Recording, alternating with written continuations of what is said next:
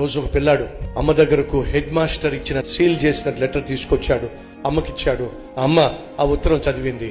వీడేమో అమ్మకు head master ఏ ఉత్తరం రాశాడు అని చెప్పి చూస్తా ఉన్నాడు. చదివిన తర్వాత, అమ్మా మా హెడ్ మాస్టర్ ఉత్తరం రాసి నీకు ఇచ్చారు కదా, ఏమని రాశారు?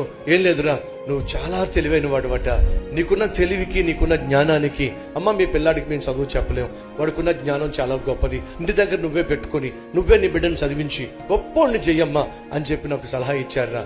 కాబట్టి రేపటి నుంచి నేనే నిన్ను చదివిస్తాను. తల్లి తన బిడ్డ కోసం కన్నీటితో ప్రార్థన చేసింది. ప్రార్థనతోనే ఆ బిడ్డను చదివించడం మొదలు పెట్టింది. ఆ పిల్లవాడు కాస్త ఉన్నతమైన స్థితికి వెళ్లి గొప్ప సైంటిస్ట్ అయ్యాడు, ప్రపంచాన్ని వెలిగించి వేశాడు. ఈ రోజు మన కళ్ళ ముందు బల్బు ఉందంటే అది అతని పుణ్యమే. అతని పేరే థామస్ ఆల్వా ఎడిసన్. అతనేనండి బల్బును కనుగొంది. తన లైబ్రరీలో చాలా పుస్తకాలు ఉన్నాయి. ఒకరోజు ఒక పుస్తకం తీసుకుని చదువుతూ ఉంటే అందులో హెడ్ మాస్టర్ రాసిచ్చినటువంటి ఆ లెటర్ కనిపించింది. అరే నా చిన్నప్పుడు మా హెడ్ మాస్టర్ రాసిచ్చిన లెటర్ కదా అని చెప్పి ఆ లెటర్ తెరిచి చూస్తే దాంట్లో హెడ్ మాస్టర్ రాసిన మాటలు ఈ విధంగా ఉన్నాయి. అమ్మా, నీ కొడుకు చదువు సంధ్యలు లేనటువంటి ఒట్టి దద్దమ్మ, మొద్దు, వీడికి చదువు చెప్పడం దండగా, నువ్వు స్కూల్కు పంపించడం దండగా. పంపించద్దమ్మా, మా టీచర్స్ ఎవరు కూడా వాడికి చదువు చెప్పడానికి ఇంట్రెస్ట్ చూపించట్లా, స్కూల్కి పంపించొద్దు, టైం వేస్ట్, చదువు సంధ్యలు లేని దద్దమ్మ అని చెప్పి స్కూల్ హెడ్ మాస్టర్ పంపించేస్తే ఆ దద్దమ్మను తీసుకొచ్చి ఆ తల్లి దేవునికి అప్పగించిందండి.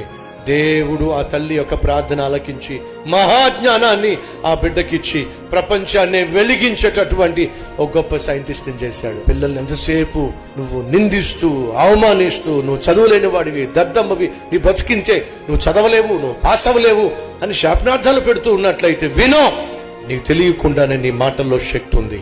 అది అవునంటే అది అవునవుతుంది, అది కాదంటే అది కాకుండా పోతుంది.